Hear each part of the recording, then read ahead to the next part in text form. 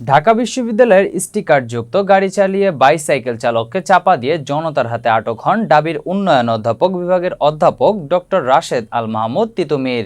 এছাড়া তিনি কর্তব্যরত পুলিশের সঙ্গে খারাপ আচরণ সহ সাংবাদিককে মারধর করে ক্যামেরা ছিনিয়ে নেন।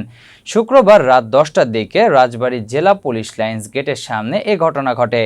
অভিযুক্ত ঢাকা বিশ্ববিদ্যালয়ের উন্নয়ন অধ্যয়ন বিভাগের অধ্যাপক ডক্টর রাশেদ আল মাহমুদ তিতুমির রাজবাড়ী জেলার পাংশার বাসিন্দা বলে জানা গেছে। গাড়ি চাপায় আহত দিনমজুর ইমদাদুল কবির রাজবাড়ী সদর উপজেলার রায়নগর গ্রামের বাসিন্দা।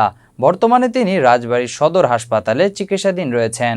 হামলায় আহত সাংবাদিক কাজী তানভীর মাহমুদ ঢাকা মেইলের রাজবাড়ী জেলা প্রতিনিধি। রাজবাড়ী সদর থানা পুলিশের ভারপ্রাপ্ত কর্মকর্তা ইফতেখারুল আলম প্রধান বলেন, থানায় আসার পর উভয় পক্ষের সিদ্ধান্তে শিক্ষক ডক্টর রাশেদ আল মাহমুদ তিতুমির আহত বাইসাইকেল চালকের চিকিৎসা খরচ বহন করেছেন। সাংবাদিক কাজী তানভীর মাহমুদের উপর হামলার ঘটনায় তীব্র নিন্দা ও প্রতিবাদ জানিয়েছেন জেলায় কর্মরত সাংবাদিকরা।